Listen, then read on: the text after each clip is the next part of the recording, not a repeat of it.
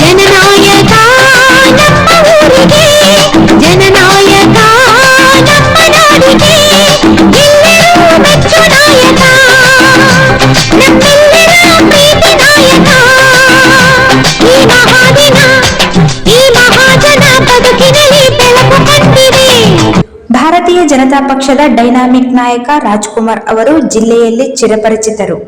ಪಕ್ಷದ ಯಾವುದೇ ಸಭೆ ಸಮಾರಂಭಗಳಲ್ಲಿ ಸಕ್ರಿಯವಾಗಿ ಭಾಗಿಯಾಗುತ್ತಾರೆ. ಕಳೆದ 4 ದಶಕಗಳಿಂದ ಬಿಜೆಪಿ ಮತ್ತು ಆರ್ಎಸ್ಎಸ್ನಲ್ಲಿ ಗುರುತಿಸಿಕೊಂಡವರು. ಬಲಿಷ್ಠ ಬಲಿಜ್ ಹಿಂದುಳಿದ ಸಮಾಜವನ್ನು ಪ್ರತಿನಿಧಿಸುತ್ತಾರೆ. ಪಕ್ಷದ ಇಮೇಜ್ ಹೊಂದಿದವರು. ಹಿಂದುತ್ವ ರಕ್ತ ಕಣಕಣದಲ್ಲೂ ಇದೆ. ಗೌರವಾನ್ವಿತ ಮತ್ತು ಸುಕ್ಷೇತ್ರ ಕುಟುಂಬದಿಂದ ಬಂದವರು.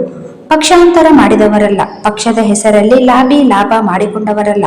1985ರಲ್ಲಿ ಭಾರತೀಯ ಜನತಾ ಪಕ್ಷದ ಚಿಹ್ನೆ ಮೇಲೆ ಪ್ರಾಮಾಣಿಕವಾಗಿ ನಗರಸಭೆ ಚುನಾವಣೆ ಎದುರಿಸಿದವರು. ಮಾಜಿ ಶಾಸಕರಾದ ಎ ಪಾಪರೆಡ್ಡಿ ಅವರ ಅಪ್ಪಟ ಅನುಯಾಯಿಗಳು.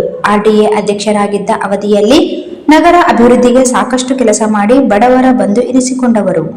ಬಿಜೆಪಿಯಲ್ಲಿ ವಿವಿಧ ಹುದ್ದೆಗಳನ್ನು ಸಮರ್ಥವಾಗಿ ನಿಭಾಯಿಸಿದವರು.